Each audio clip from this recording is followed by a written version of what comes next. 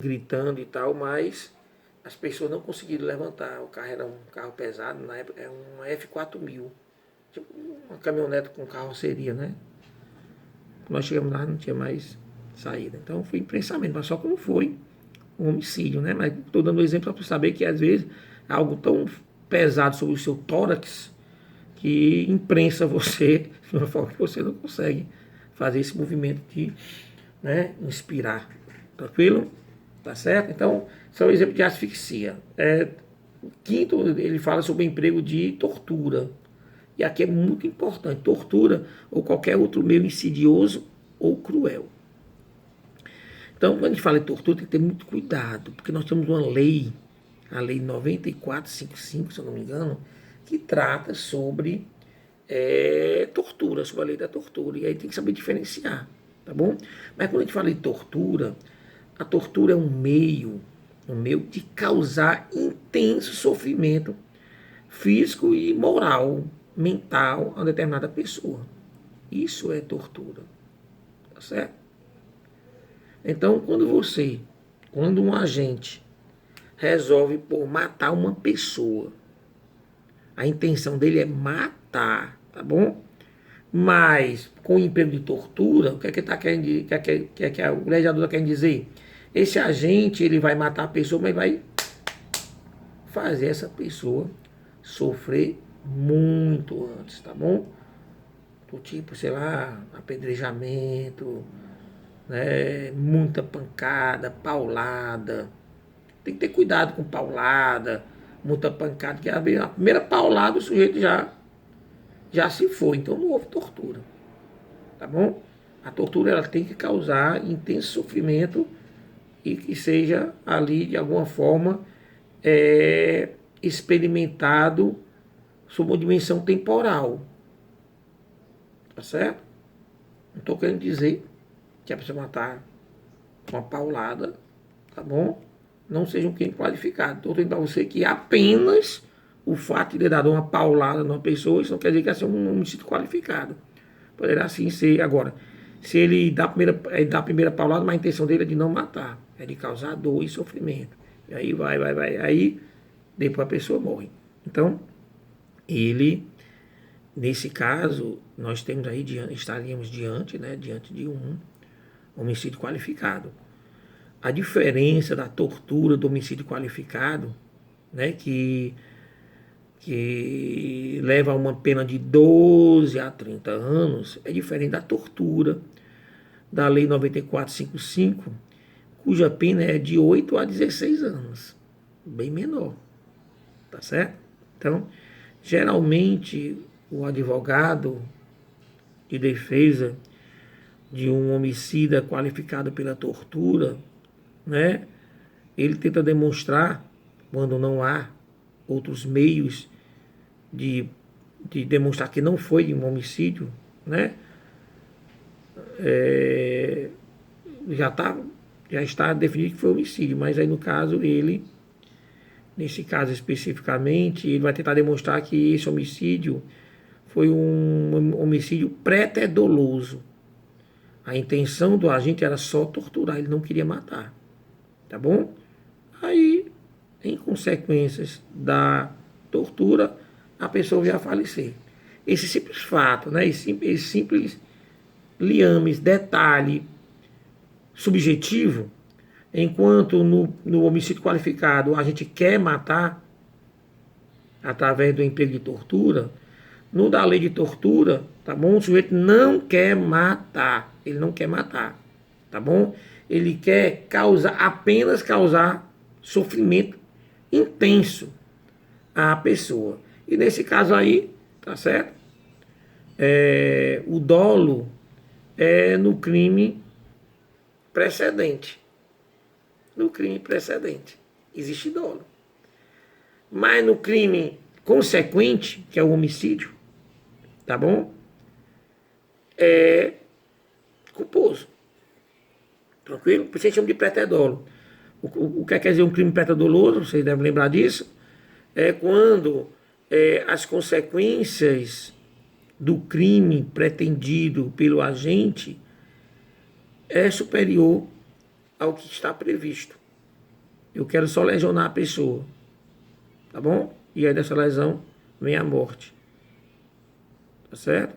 Quer dizer, lesão corporal seguida de morte. É um crime pré-doloso. Tá bom?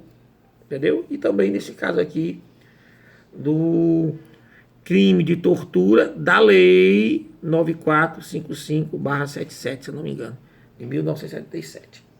Tranquilo, tá bom, tá certo? Então no que tem a tortura, eu quero que vocês tenham essa, esse conceito, né? Esse cuidado. Né? Esse é objeto de muitos concursos, né? Supeitão, cabo de país. Diferencia aí a tortura do homicídio qualificado da tortura da lei 9455/77. Para você não ficar, você não sabe para onde vai, você agora já sabe, tá bom? Aí está a diferença. Tranquilo? Tá bom? Então vamos passar para... Ele fala em tortura, ele fala em meio insidioso, tá certo? E quando a gente fala de meio insidioso, a gente fala de um meio que foi utilizado através da fraude. Quer dizer, a pessoa cometeu o crime de homicídio mediante uma fraude, uma armadilha, né? Quando a gente fala insidioso, é de que, a princípio, nas primeiras investigações, a impressão que dá é que foi um acidente. Tá bom? A impressão que dá é que foi um acidente. Sei lá, imaginar que é uma situação, você sabe que a pessoa vai fazer uma viagem de Fortaleza a Quixadá, tá bom? E você vai lá e causa um defeito, né, no carro, sei lá, no sistema de freio, por exemplo, tá bom? E aí quando a pessoa está no trajeto, precisou do freio, não tem, aí perde o controle do carro. A princípio, se imagina que é um acidente. Mas outras investigações, tá, aquela coisa todinha, viram que houve ali um defeito. Esse defeito não foi um defeito causado naturalmente, aquele defeito é um defeito especificamente causado por um agente, né, por uma pessoa. Começam a investigar e tal, aí descobre a última pessoa que tocou no carro, que de alguma forma foi visto ali mexendo no carro, foi o fulano. Então esse fulano aí vai responder sim pelo homicídio qualificado, né? No inciso 3, por meio insidioso. O importante é que vocês saibam que o meio insidioso leva preliminarmente a pensar que o fato que ensejou o crime foi um acidente. Não foi algo provocado, tá bom? Isso é que a gente fala de meio insidioso, tá certo? Tranquilo? Bom? E também ele fala também no emprego ainda, né? No inciso 3º, o emprego de qualquer meio que possa resultar em um perigo comum.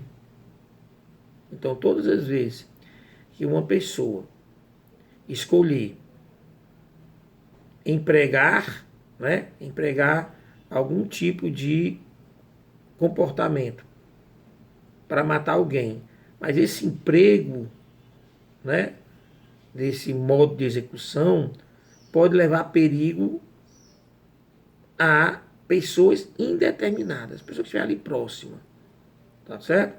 Nesse caso aí também é qualificado. Então é importante que se saiba primeiro que o modo da execução escolhido pelo agente vai levar a perigo, né, um número indeterminado de pessoas. Tranquilo? Para que se possa, né? O professor precisa demonstrar o perigo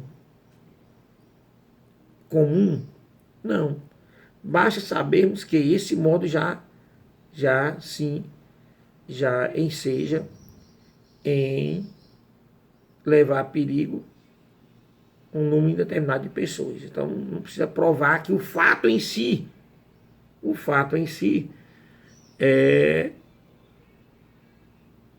não levou perigo a ninguém.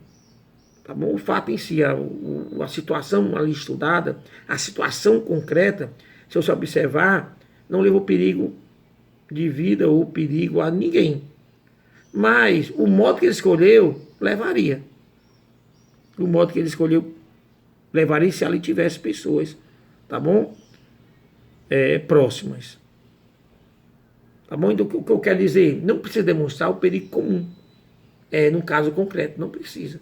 Tá bom? Basta apenas comprovar que o meio utilizado poderia causar danos a terceiros indeterminado. Tá bom? Ainda que não haja situação de risco específico para aquela situação. Tranquilo? Saímos do inciso 3, vamos para o inciso 4, tá bom? É o que aqui diz o inciso 4 do Código Penal, tá bom? Será qualificado, né, se porventura o homicídio for praticado, executado à traição, ou através de emboscada, ou mediante dissimulação, ou outro recurso que venha a dificultar ou tornar impossível a defesa do ofendido. Então vamos ver cada um desses termos, né? Professor, o que é a traição, né? Para que haja traição, tem que haver prévia confiança. Entre quem? Entre o agente e a vítima. Tá bom? Então tem que haver ali confiança. Não havendo confiança, não haveria a qualificadora da traição. Tá bom? Por exemplo, sei lá, a esposa que resolve tirar a vida do marido dormindo. Obviamente, né, que numa situação genérica, o marido, ele confia na esposa, a esposa confia no marido e tal, enfim. Numa situação genérica, obviamente, né? Então, seria no caso de traição. Então, uma esposa que mata, tira a vida do marido. Mas, preste atenção, eu falei de forma genérica. Tem casos específicos. Tem casos que o casamento já está desgastado. O casamento já está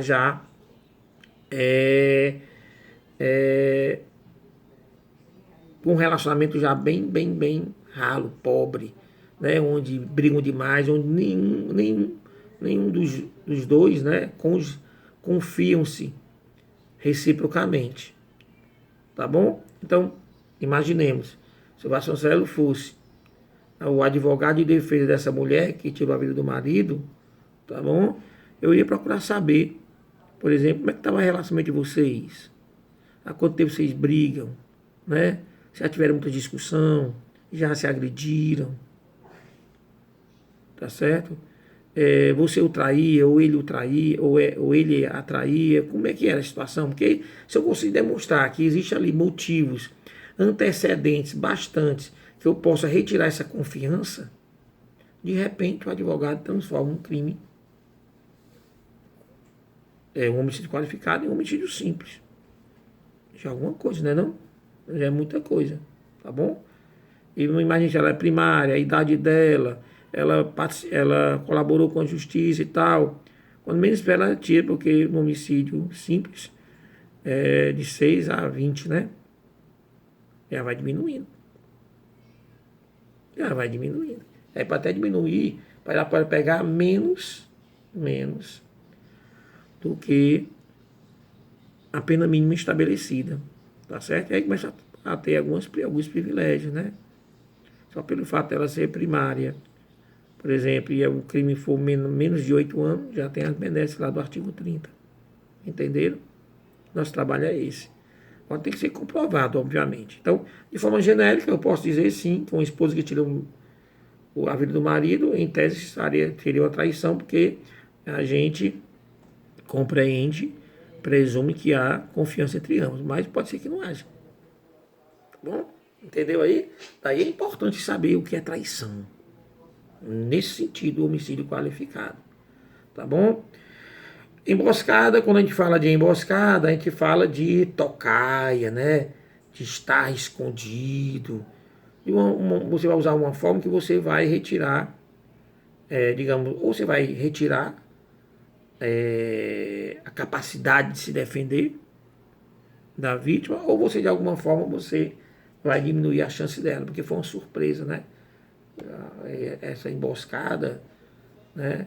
Você sabe que essa pessoa que você quer matar, ela chega em casa tarde, ela vai passar por um local ermo, um local escuro, onde você possa ali se esconder, tá entendendo?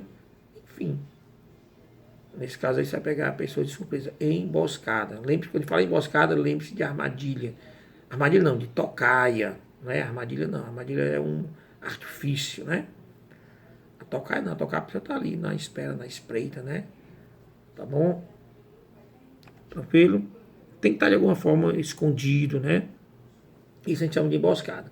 Já a dissimulação, quando fala de simulação, é assim, é um artifício que o agente vai chegar para se aproximar da vítima. Quer dizer, não precisa ter confiança. Tá bom? Ele vai se utilizar de um artifício que vai se aproximar. Por exemplo, sei lá, vai ser uma festa de aniversário, e aí eu vou lá e me visto de garçom, tá bom? É uma festa de criança, eu me fantasio de palhaço para fazer as brincadeiras com as crianças, então, sei lá, me fico dentro de um boneco, aqueles bonecão lá, grandão lá, fazendo brincadeira de criança e tal, enfim. Então eu estou ali, de alguma forma, criando um artifício para me aproximar da vítima, tá certo? Esse artifício pode ser material, como é o caso de uma fantasia, de um disfarce, tá bom? Ou pode ser moral. Moral, você através da lábia, você vai se aproximar da pessoa, tá bom? Você vai tentar ali, de alguma forma, através da sua palavra, você vai, sei lá,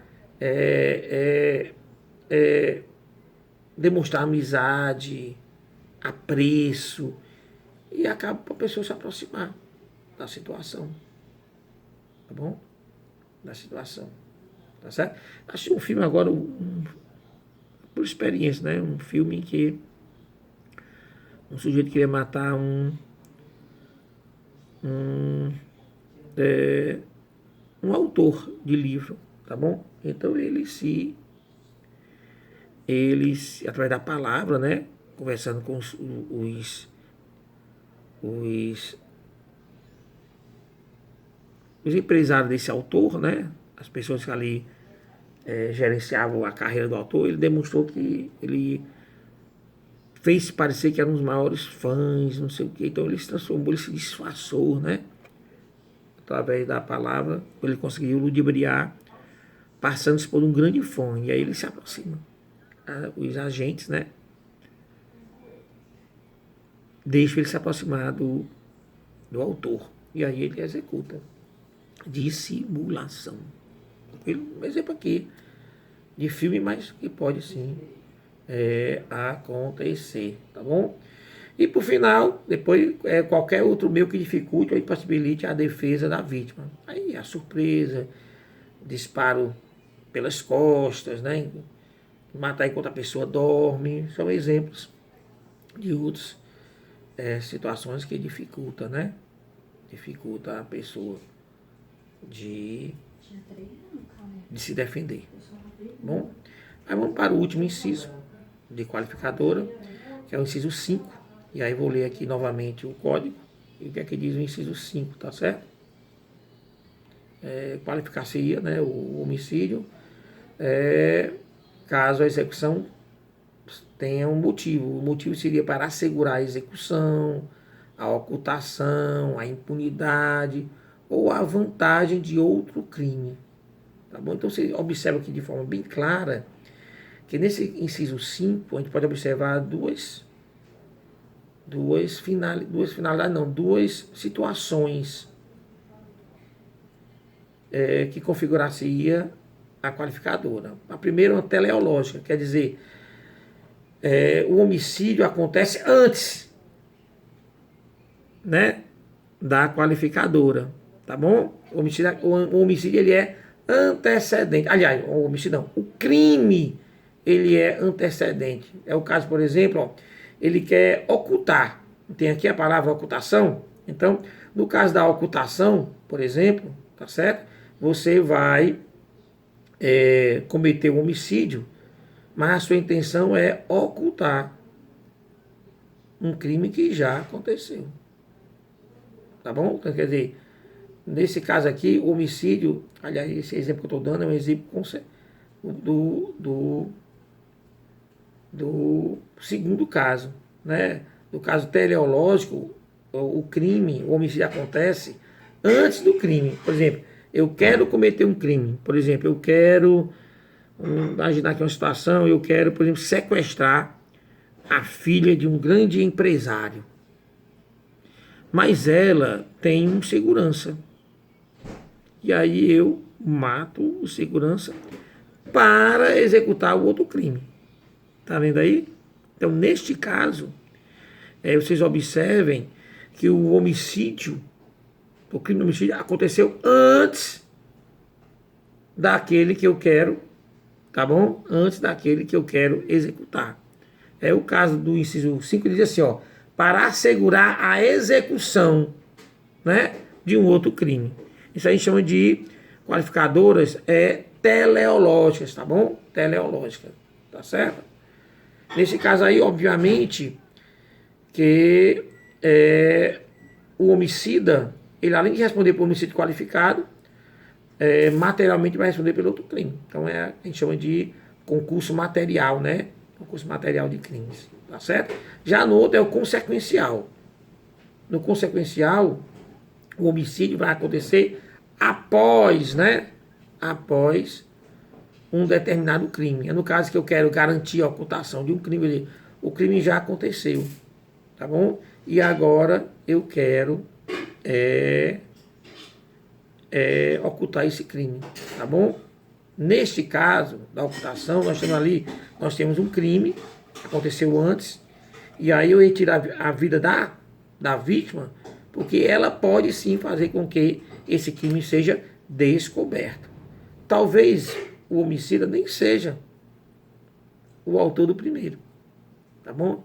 Imaginemos que quem cometeu o crime foi o meu filho, e eu não querendo que ele seja descoberto, tá bom? Eu vou lá e tirar a vida da vítima. Eu respondo por homicídio qualificado nesse sentido aqui, né? Para ocultar, tá certo? Um outro crime. Também quando ele fala também impunidade. Aí, em caso da impunidade, geralmente o que acontece é que o autor do primeiro crime, ele retira a vida, tá bom? Da vítima, para que ele mesmo não seja punido. Então, ele está evitando a impunidade, tá bom? Então, ele está praticando um crime, ou ele está praticando um homicídio, para que ele não seja punido por um outro crime que ele tenha cometido. E às vezes também o homicídio qualificado ele acontece após um outro crime, mas você quer angariar vantagem para você. Então o autor vai tirar a vida da vítima, porque uma vez ele tirando, ele vai angariar vantagem de um outro crime. Isso acontece muito entre comparsas de crimes, né? Assaltantes, por exemplo. E aí o cara quer ganhar mais do que o outro e acaba por tirar a vida para ficar com a parte que era cabível à vítima, tá certo? Tranquilo? Então, aí estão aí, tá certo?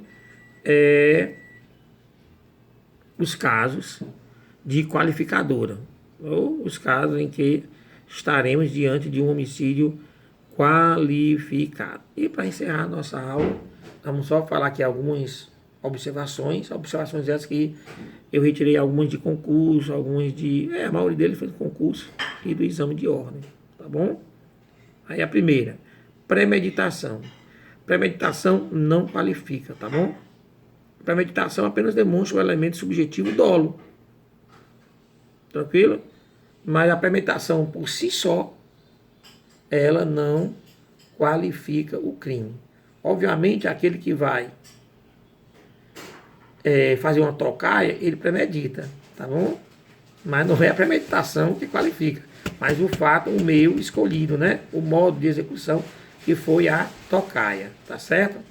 Outra coisa, quando a vítima é da mesma família, por si só, o fato de você matar alguém da família, né?